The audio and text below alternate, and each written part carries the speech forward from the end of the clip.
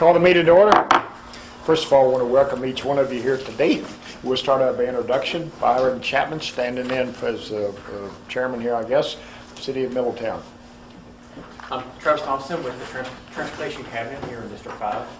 Tom Hall, District 5 Transportation Cabinet Planning. Brian Davis, Little Metro Planning and Design here at Taft and Bernie Bowling, City of St. Matthews. Bill Barrett, Mayor of Jefferson County. Keith Griffey, Bullitt County. John Callahan. No, I'm Dirk Owen with Electro. Justin Tackett, Floyd County. Brian Jackson, Clark County. Brittany Montgomery, Town of Clarksville. Kevin Beatty, Town of Clarksville. Jim Duty, NDOT. Andy Crouch, City of Jeffersonville. Matt Lier, City of Jefferson County. Bill. County. Okay. Yes, ma'am. I'll go. Sarah Bear, Kipta. Adam Forsyth, Kipton. It's your turn. David Burton, Kipton. Mary Lee Hallberg with Kipton. Amanda Duffridge with Kipton. Nick Creevy, River Hills. John Mattel, Michael Baker. Sean Dykes from WSP Marshall Springer Hall. Steve Miller, with Congressman Doug Guthrie. Bobby Kilmer with Jacoby Tunes and Lance Engineer. Brian Walsh, Blackmail Group. Bob Stein, United. Okay, welcome. I think that covers everybody. Item number 2 is the approval of minutes for the meeting of June the 23rd. Need a motion to approve. So moved. Did I have a second? Any addition or corrections? All in favor, aye. Opposed, same sign. Motion carries. Item number 3, this is a public comment period. Anyone wish to address this board? Now's your chance to do that. Please let me know. Seeing no one and hearing no one, we're moving on to item number 4, public meeting report. Larry? Yes, sir. Actually, Davidson would normally be giving this report, but she is in Washington, D.C. at a communicators conference, and we will get her report for this month and next month at next month's meeting. Okay, thank you. Item number 5, Kentucky STP Urban SLO funding priorities. Mary Lou. All right, thank you. Yes, ma'am. Let's see, I wanted to talk to you today about some changes to the STP Urban Federal Funding Program. These are federal funds that are allocated to our area. We receive approximately $17.7 million each year. And there was a list of the projects in your packet. It may have been hard to read, so I made some copies if anybody wants one. Rob can pass those around if you need them. If anybody up here needs to read, because if it printed out 8.5 by 11, it's not. You're not going to be able to read it at all. Everyone need a copy? Our spreadsheet is graying. So Sorry.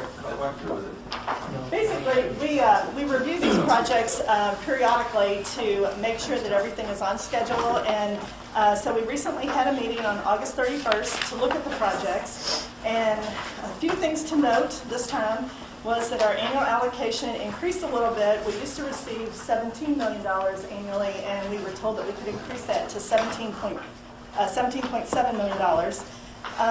And also, this time, I'm not going to be amending the TIP, but I'm going to be developing a new TIP document. And so with that, we will be adding 2 additional years into the document.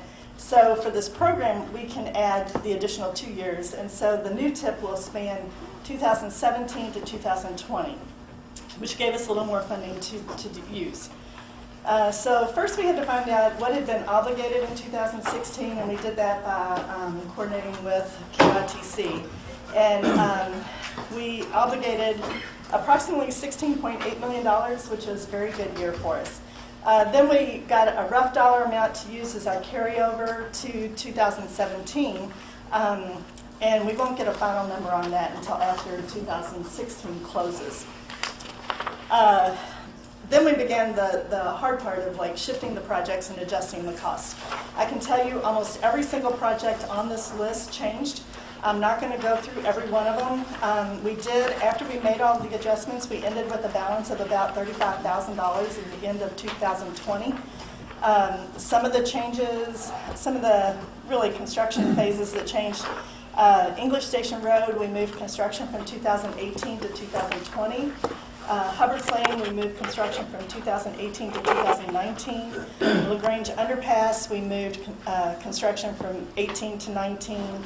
There's several segments of the Northeast Louisville Loop on here, and we added construction in the program in 2019 for those projects.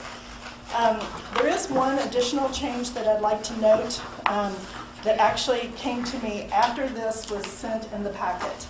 And Dirk, correct me if I misspeak on this. I hope John maybe talked to you about it. The additional changes to the River Road Bike and Ped project, it's KIPTA ID 1423. It could be on page 4 maybe, if it printed the same way that mine did. Mine, 1423 is the last project on page 4 on my list. So this project, we are actually going to shift the design to 2020 and then put the construction in the future.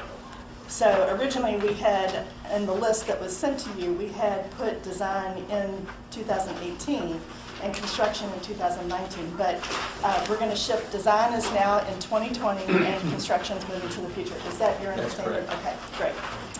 Okay, so I can answer questions on any of these changes if you have them. All of these changes will be incorporated into the TIP either through administrative modification or added to the new TIP that we're doing. And like I said, I can answer questions, and action is requested to approve the revised list. Okay. Have any questions first? Need a motion to approve the modifications. Motion. Have a motion, have a second? No questions, all in favor, aye? Aye. Opposed, like sign. That motion does carry, Mary Lou. All right, thank you. Item number 6, Indiana dedicated funding priorities. Mary Lou, don't sit down. I'm not going to sit. Here we go. Okay, so just like Kentucky has funding, Indiana also has funding that's dedicated to us. And we have it all, we have 4 different funding sources in a 5-year plan. So on August 16th, we had a review meeting with the project sponsors to look at all of the phasing and cost of the projects for the STP, CMAQ, HSIP, and the TAP funds that are dedicated to our MPO. And because we're doing the new TIP, we were also able to add the 2 years of funding for 19 and 20 to the program. And again, a revised list was sent out in your packet, and I didn't get a copy of this one, I'm sorry. But we reviewed all of the projects in 17 and 18, and the only change that we had was to delete the right-of-way phase in 2017 for the Veterans Parkway Phase 2 project, because Jeffersonville is going to be using local funds to do that project. And then we added projects in 2019 and 20. We added the Ticket to Ride program in both 19 and 20. And the Heavy Haul Road project is in 2019 with the SCP funds. And that had already been shown basically in the, we had promised those funds in 19 to the Heavy Haul Road. So we're adding those in there officially. So there are still placeholders in the spreadsheet for 2019 and 2020 for CMAQ. Well, there's one for in 2020 for the STP, and then for 19 and 20 for the TAP funding, CMAQ funding, and the HSIP funding. And we'll be having calls for projects coming up. CMAQ probably in November for that, and STP possibly November as well if funding is available. And then the TAP funding applications would probably be sometime in January. And I will answer any questions that you have, and actions requested to approve the revised priorities. Okay. Any questions of Mary Lou? Motion, second? Second. Okay, motion and a second. No questions, all in favor, aye?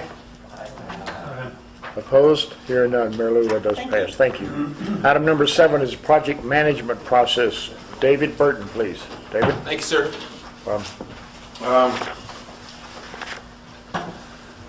I'm going to talk to you today about something that's been talked about quite a bit over the last year.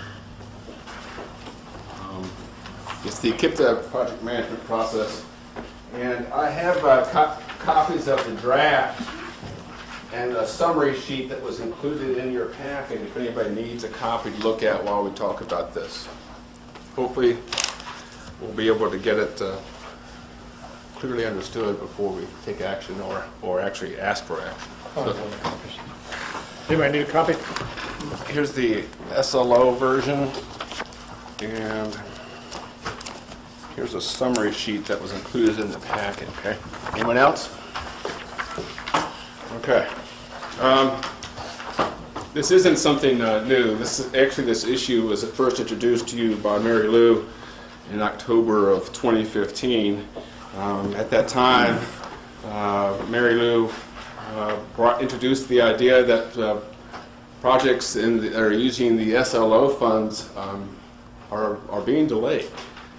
And so we need to figure out why, because the delay basically means two things: that the community is not getting the benefit that we had hoped that they would get through adding transportation projects or to the infrastructure. It also means federal funds that are dedicated to the MPO are not being obligated as quickly as we would like.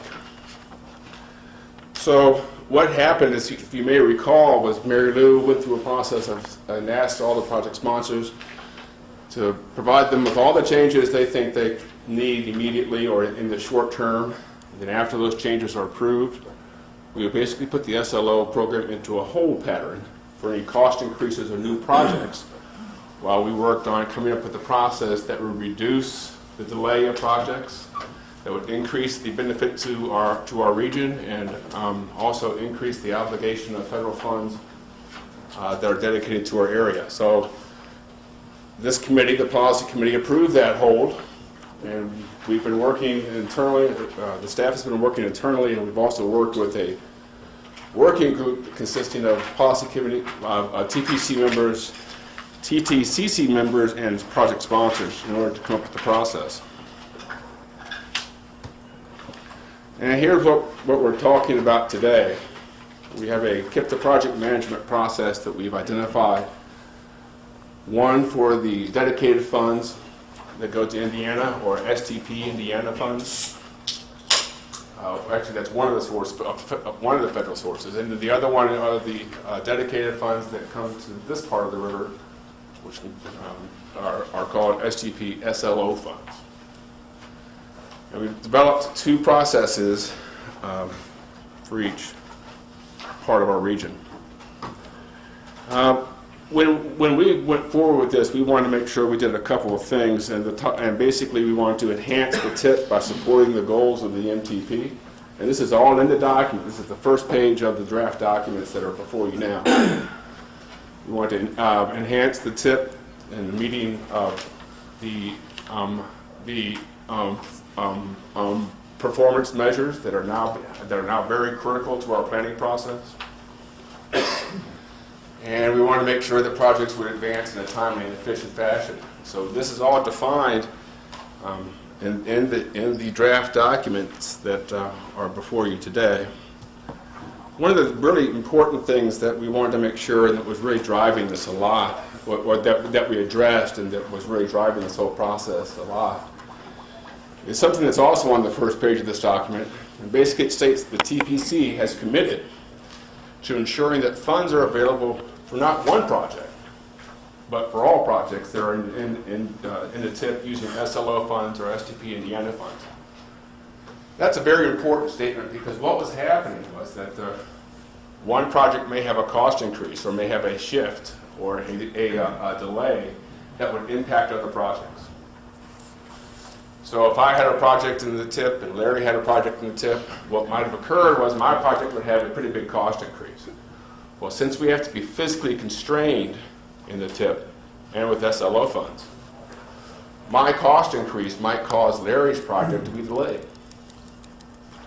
So we were not able to really advance the projects as they had been scheduled originally, because one project's change might impact the others. So what we want to push, and what we're stating here, that the TPC is going to commit that there are funds available not just for one project to advance, but for all projects to advance on the schedules that they had originally developed.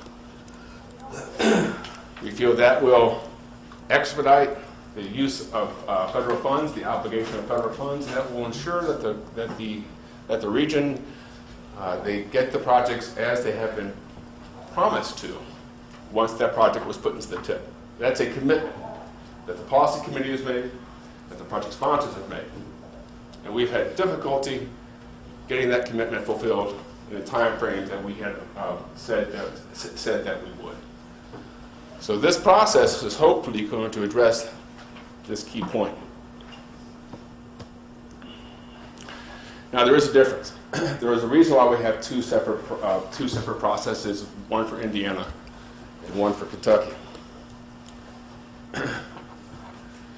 Basically, NDOT has certain criteria, or they require certain activities that are not required by KYTC. And this is that short list of those. Basically, they say that if you program funds in a given year, if you program funds in 2017, if you say you're going to advance that phase in 2017, you're going to obligate those funds, then you are expected to obligate those funds. If you do not, and those funds cannot be obligated, those funds do not carry over to the next year. Those funds are not available for another project at a later date. Those funds go away.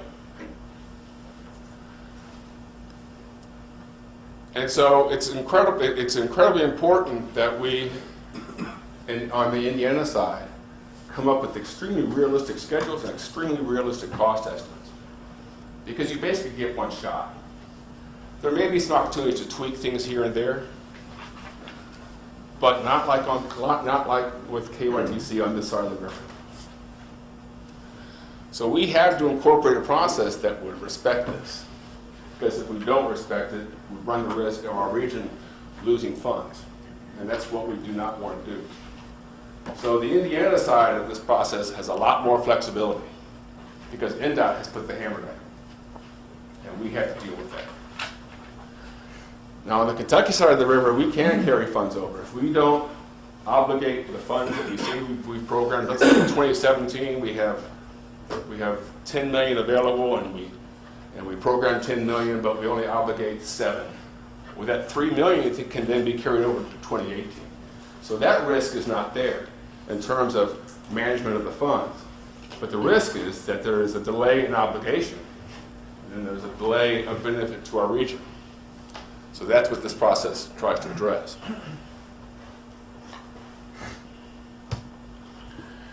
So here are just some of the basics that we want to make sure you're aware of. Hopefully you read through the summary sheet and you've read through the document itself. What we don't do very much now that we need to do more of is have an application, basically. One of the terms we've been using, and Larry's probably going to not be happy that I'm going to say this, but willy-nilly has been the term that we've been using internally. Thanks, Larry. The term we've been using internally on how some of the projects are dealt with. So we want a funding application that requires a commitment from the very beginning.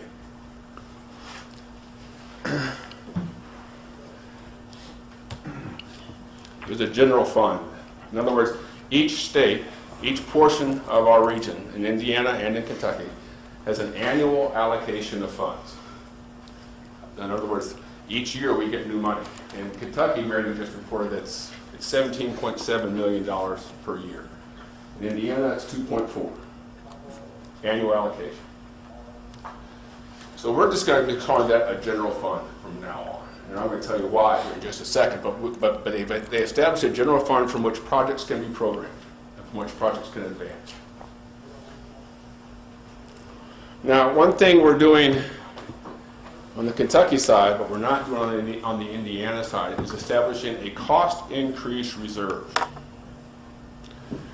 Think of it this way. We're trying to create a better channel for projects to advance on the schedules that they said they were going to. And my example I gave you earlier, where Larry and I both have projects, and my cost increase impacts Larry's project, we want that to go away. I may have a cost increase, but we want Larry's project to advance in the schedule in which it was originally established. So we're setting up a cost increase reserve to fund cost increases. That cost increase reserve is equal to 20% of that annual allocation. And you can only use that cost increase reserve to fund cost increases. We're leaving that general fund alone. So basically what we're doing with the SLO funds is we're taking 20% of the annual allocation, about $3.4 million, give or take, and setting that aside for cost increases. So what's going to happen is we're going to have this cost increase reserve, we're going to have this general fund. Most of the projects will stay in the general fund, and they are going to advance as they have been scheduled without any barrier from my cost increase. But once that cost increase reserve is gone, that's it, no more cost increases. If you have a cost increase, it's your responsibility. Maybe you can find a different federal funding source, maybe you can find a state source, maybe you can find a local source. But that's it. We cannot continue to have mega cost increases that are going to impact the progress of other projects. So we have a cost increase reserve on the Kentucky side. We do not on the Indiana side because NDOT has the hammer. And so we want to make sure that those funds move. So the general fund has just been reduced by $3.4 million. We moved from 17.7 to 14.3 because of that cost increase set aside, that reserve of 20% of the annual allocation. My question, Dave. Yes, sir. What happens if that 3.4 isn't used that year? It carries over to the next? It carries over to the next general fund, not to the cost increase reserve. If, for instance, it's a miracle and there are no cost increase reserves in 2017, let's say, when we get to 2018, those unused cost increase reserve funds in 17 roll into the general fund of 18. But 18 will still have 3.4? Yes. Okay. Exactly. Actually, it had a little more, because you have 20% of what you carry over to. No, 20% of the annual allocation, which is 17.7. So whatever's remaining will be available for other projects. Right. Okay. Is there a cost increase limit? Yes, in Kentucky, no in Indiana. Why not in Indiana? NDOT's got the hammer. You've got to respect that. On the Kentucky side, that cost increase limit is 20%. So let's say you have a phase of your project that's $100,000, and you submit that application, and your project is approved by the policy committee, and that right-of-way phase that you have is $100,000 in your application. That's all approved. You are eligible for an up to 20% cost increase for that phase. So you can get a $20,000 cost increase for that phase as long as there are funds available in the cost increase reserve. What if it comes in and you say, oh, I've got to have a $30,000 increase for that phase? That's above the 20%. So right now you can't fund it, or you can fund it for $20,000. But what has been built into this process is what we're calling the cost increase exception. Let's say you have a really good reason, that there was something that happened that you could not have accounted for, that there's no way you could have known was going to happen. It's not just a bad estimate. Something actually happened. You ran into some issue that you could not have accounted for when you gave us your original estimate. And that cost increase is $30,000 or 30% of the original $100,000 estimate. You come to this body and you plead your case. Look, if I had known that that bat was going to be there, or whatever it is that you're dealing with, I would have accounted for it in my cost estimate, and this would be an issue. But I could not, or I would not, or could not account for it. So you plead your case. In the TPC, this body has the ability to say that's a reasonable thing to have happen. We're going to go ahead and approve that $30,000, that 30%, as long as there are funds in the cost increase reserve. Now let's say your estimate is you have a $30,000 cost increase, and it's just because somebody wasn't doing the job. Just a poor estimate. There's no real rhyme or reason. Somebody fell asleep at the wheel. You can come to the policy committee and you can ask again for an exception. But hopefully you'll recognize the fact that falling asleep at the wheel isn't a good reason to violate the policy which you are establishing. And while that cost increase may be $30,000, The rules will say we can fund up to 20,000 of it, but the other 10 has to come from somewhere else. Yes, sir. Did we end up allowing the 20% on design or not? Yes, we did. Going back and left it on design too? We can do design, but we cannot, and then we'll get to that in a second. But yeah, you can increase any phase of a project has a. Originally, with what? That's correct. Originally, the first draft that wouldn't happen. One thing that's not on here, since we're talking about phases right now, is that's pretty important, that no phase of a project that's proposed to be included in the TIP using SLO funds can exceed 50% of the general fund. So, if you have a construction phase, let's say we have 14.4, we'll just call it 14, make it easy math, $14 million in the general fund, and you have a phase that costs, a construction phase at $8 million. Well, that exceeds the 50% limit. So we may be able to fund up to $7 million of that, but the other $1 million you're going to have to find somewhere else. What we're trying to do there is to manage the costs of the projects that go into there so that there's more available for other sponsors and other projects to advance. We're limiting the amount of times a project can be delayed, and that usually happens by shifting a phase. Let's say I have my right-of-way phase in 2017. It's not going to work. Something's come up, so I want to move to 2018. Okay, that's fine. We can do that. We can allow that kind of a shift as long as the fund's available. Come to a second year, man, I'm still having problems with that right-of-way phase. So, okay, I'm going to move it to 19.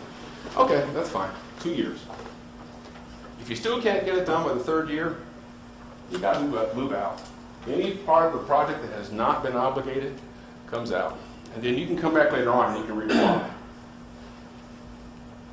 But we want to make sure that the projects that are in there are moving as quickly as possible. And if you're not ready to advance your project, don't bring it to the tip. Make sure you're ready to advance. So we're trying to push that along.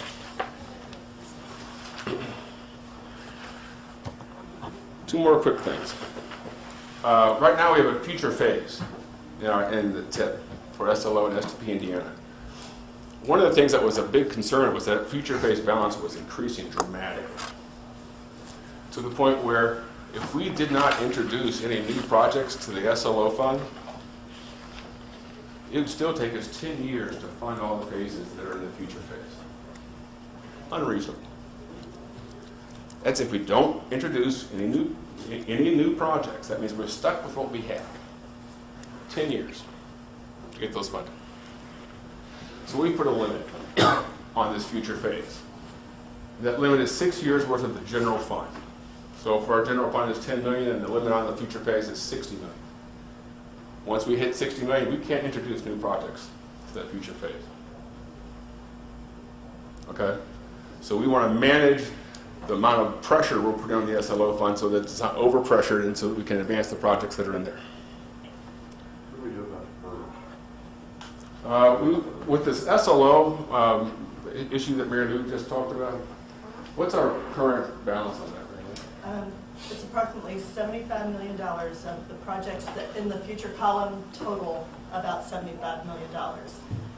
Really, when we added fiscal years 2019 and 2020 to this new spreadsheet that we were working on just recently, because of the new TIP, we were able to pull a few of the phases that were in the future into the program and start to get some of them funded. So we have not. And we didn't take any new projects yet. We're not. Yeah, we've not brought any new projects in, and some of the projects that were in the future were voluntarily taken out.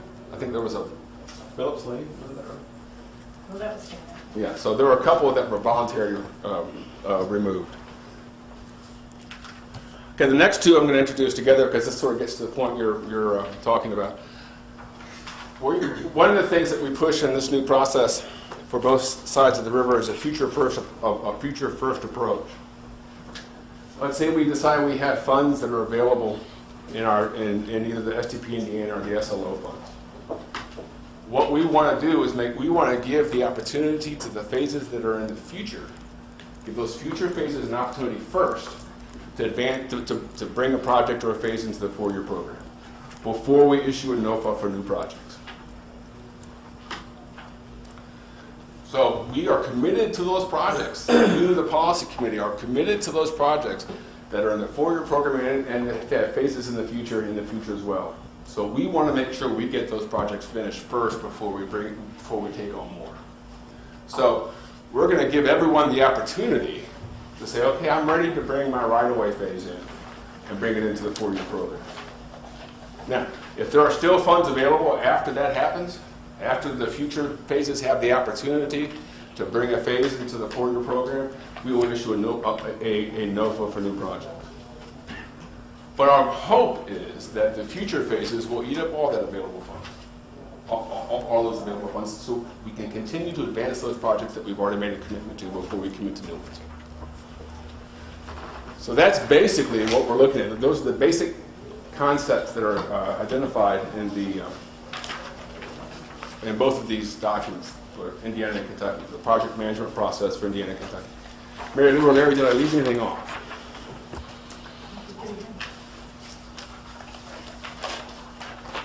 And a lot of you were involved with this process, so we have some familiarity here, I hope. You remember what we've done the last couple of months.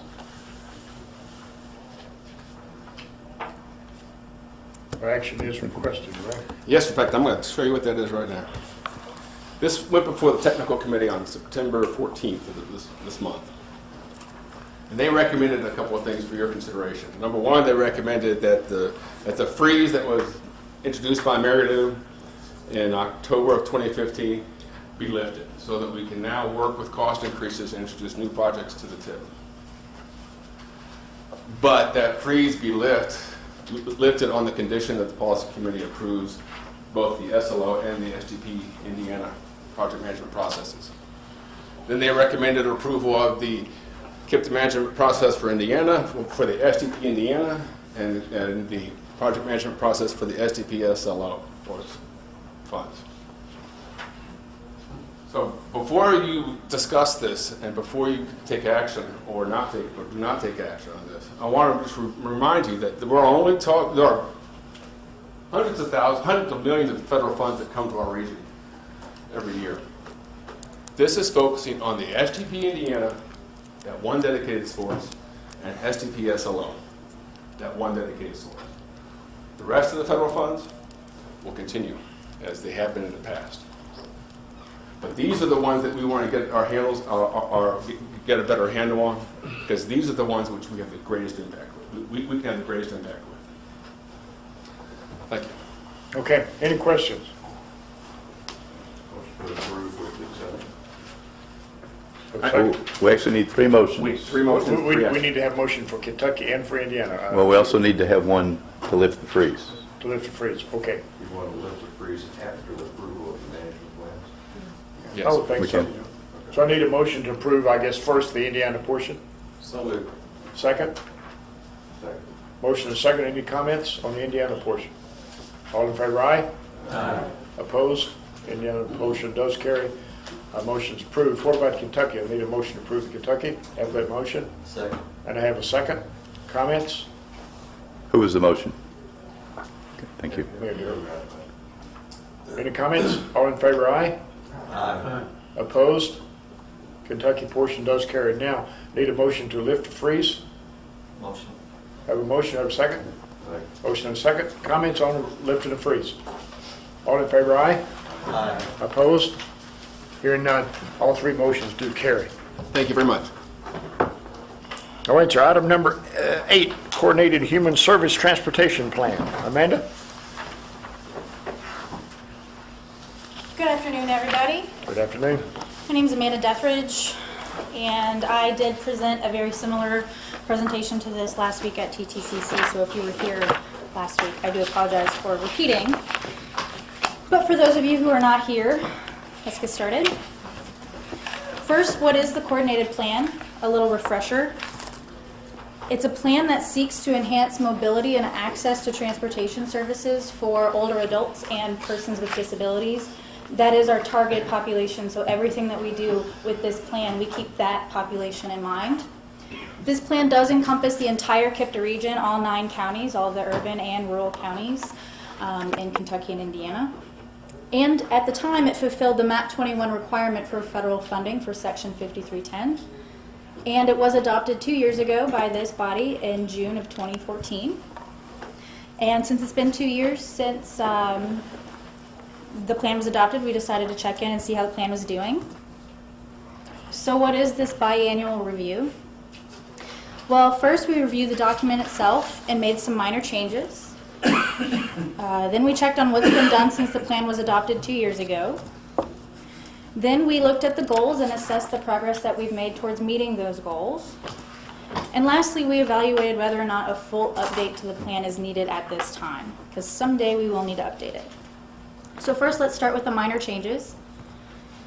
The most major change was we added a discussion about the latest Federal Transportation Act, the FAST Act, that did replace MAP 21 and took effect last year. There were minimal changes to the federal Section 5310. The biggest change was a pilot program for innovative projects called the Rides to Wellness Initiative. Ashley actually promoted this on KIPTA's social media yesterday, so check that out if you want, if you're interested. Some examples of the pilot program from FTA, the examples they've given are a deployment of a coordination technology and any kind of project that would increase access to the community, like a one-call center.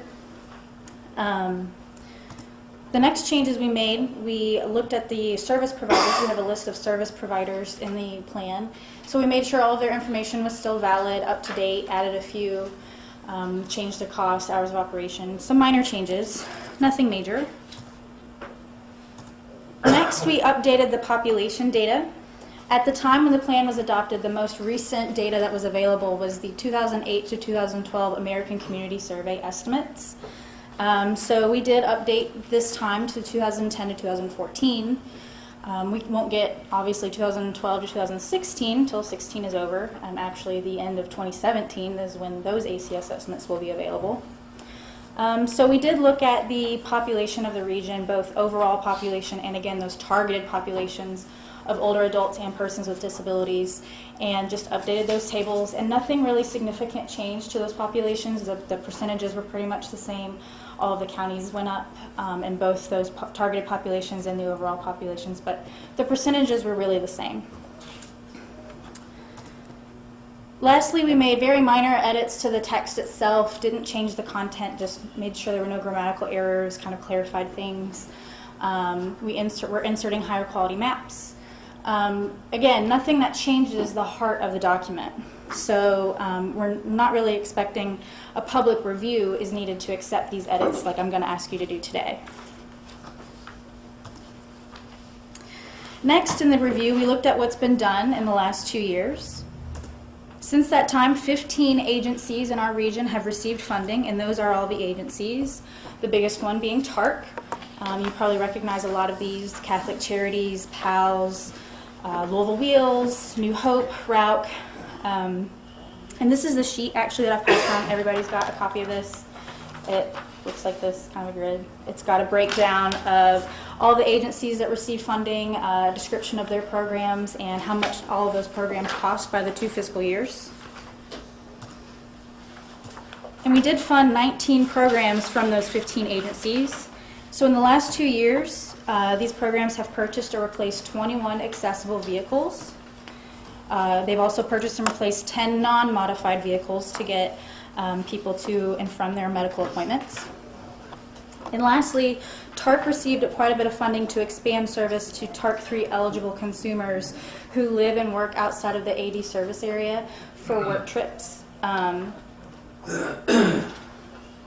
Also, so the amount of funding allocated in the fiscal year 13 to 14 was just over $1 million. In 14 to 15, it was just under $1 million, so the total was $1.9 million has been funded in the last 2 years towards 5310 eligible projects. However, unfortunately, not all available funding was used. So here's a little explanation of why that happened. 5310 funds 2 different types of projects: traditional projects and other types of projects. Traditional being fleet expansion, vehicle replacement, and other being expansion of existing services, like the TARC 3 eligible consumers was another project. We haven't been able to use all the available funding because we must spend at least 55% of the funds on traditional projects. And so only up to 45% can be funded on the other types of projects like the TARC 3 expansion of services. So there was a less demand for the traditional projects and quite a bit of demand from TARC for the other types of projects.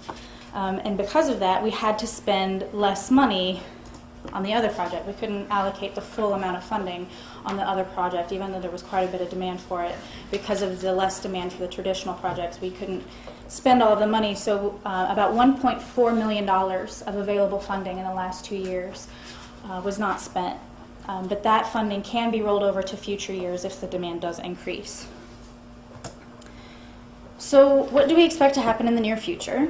Like I just said, we only used about 58% of our available 5310 funding in the last 2 years, but we're optimistic that more funds will be used in the next year, in the future years. There is a current call for projects out that TARC has for 5310 projects that is due October 13th.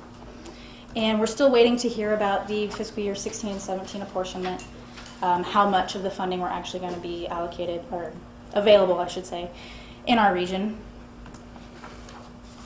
All right, so next, in the review, we checked on how we've addressed the goals in the last 2 years. So as a refresher again, here are the 6 goals.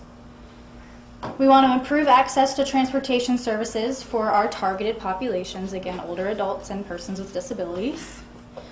We want to enhance both the real and the perceived safety of those transportation services.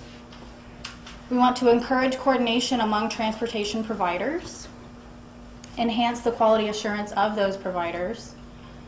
We want to increase education and outreach about existing services and expand the availability and capacity of those services. So again, those 19 programs in the last 2 years address mainly these 3 goals: improving access, enhancing quality assurance, and expanding the availability of those services, which is great.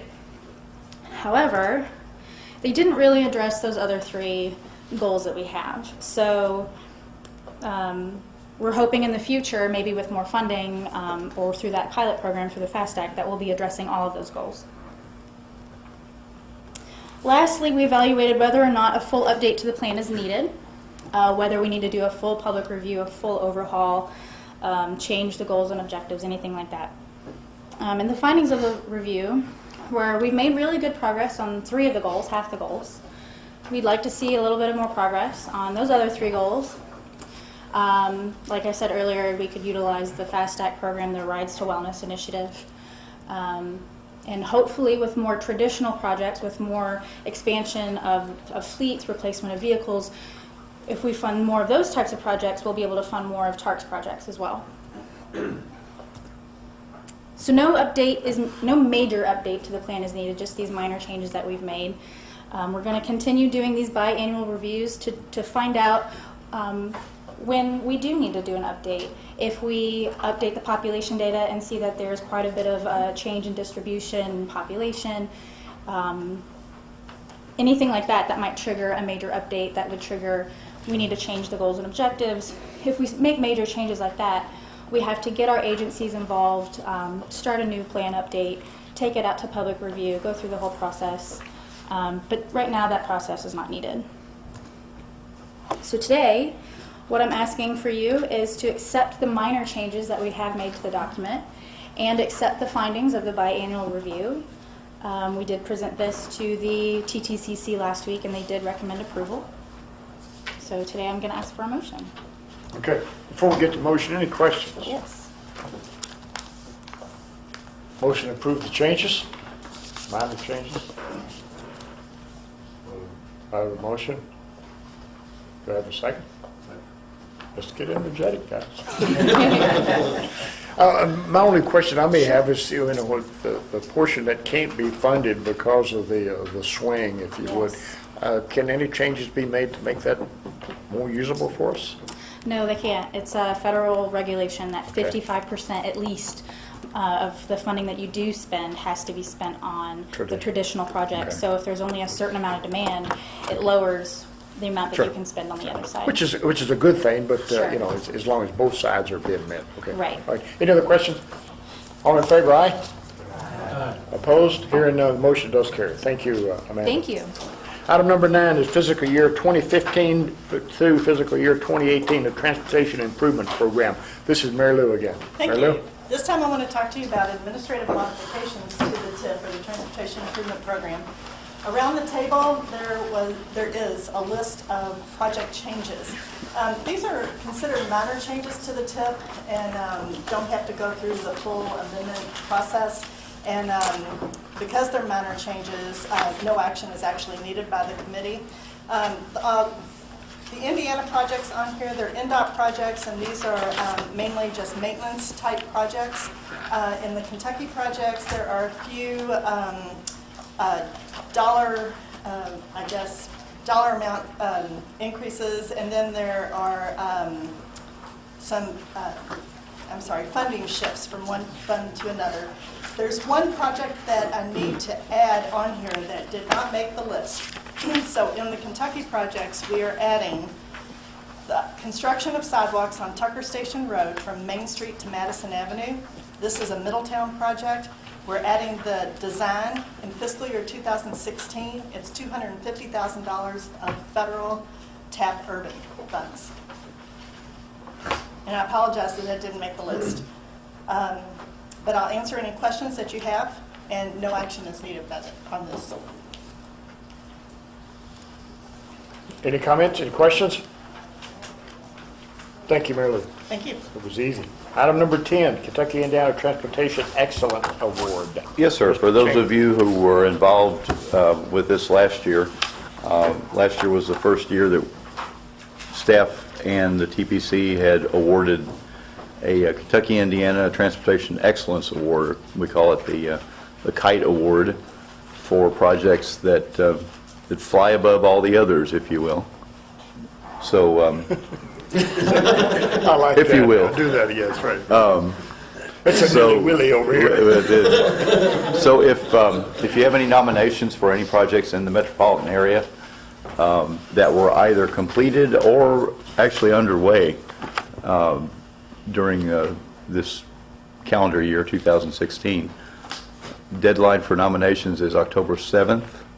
I emailed a packet to everyone that dealt with just this subject. It included the nomination forms. If you didn't get one, please let me know, and I will forward that to you. But nominations, again, are due by the October 7th. We'll make the selection, we'll make the announcement at the annual meeting on November 22nd, TPC meeting, and then the award will actually be given to the winner at the board meeting following the luncheon, the annual luncheon. Everybody got a packet, or you need a packet, or please, respond to this, because it's we need to let people know what's going on in the community. Last year's winner was 21st Century Parks, which was appropriate, I think. Sure. It was a huge project with a lot of people involved, federal dollars, state dollars, a lot of local commitment. It was a really good project. No requirements, it's just if you've got a project that applies, go for it. Right? If it was in the tip, we're looking for something that actually had to be at some point in the In the tip. tip, okay. But anyone could, you don't have to nominate your own project. You could nominate. No, any anything, project. and as many as you like. Yeah. Sure. We'll have a working So group. I've got some I'll suggest for you. But now Jeffersontown is exempt, isn't it? We all have to win. Oh, okay. Okay, please do, because it is good to recognize our projects and our hard work we do. Okay, other business. I do see we have State Representative Jerry Miller here. Jerry had contacted me and said he would like to address the board and the comments, but I don't think he got the 12:30 change from 1. So if it's okay with the board, I'd let him have his chance to talk to us. Jerry Miller is the State Representative. Jerry? Actually, Mayor, I really don't need to talk. I just want to tell everybody I'm here for you. If you have issues that you need to make sure your elected representatives in Franklin are aware of, please see me. I reach out to the mayors all the time with issues that I have about asking questions, and hopefully that'll be a two-way street. So I just wanted to throw that out there. you don't have my cell number, come and get it. I've got it on my business card. And Okay. happy to be here. Thank you. We appreciate what you do for us. Any other business to come before the board? Yes, ma'am. I would like to introduce Mr. Kevin Beatty. He's the Clarksville new town manager, and so you'll start to see him at more of the events, but I just want to make sure everyone in this room is aware of Mr. Beatty. And we will be getting a letter to you, and he'll start to come to some of the events. Okay. Mr. Beatty, thank you so much. Are you impressed or depressed so far? Actually, I was involved, I came here from Carbondale, Illinois, in deep southern Illinois, and I was actually involved in the creation of an NPO there as a result of the 2010 census. So I'm well aware of the processes, and terms are a little different over here, but pretty much the same process. Well, welcome aboard. Thank you. We'll be glad to help any way we can, and we're glad you're here to support us. Thank you. Okay, any other business? Item number 12, motion to adjourn. So moved. Got it that time, didn't I? All, have a second? Second. All in favor, aye. Thank you so much. We are adjourned.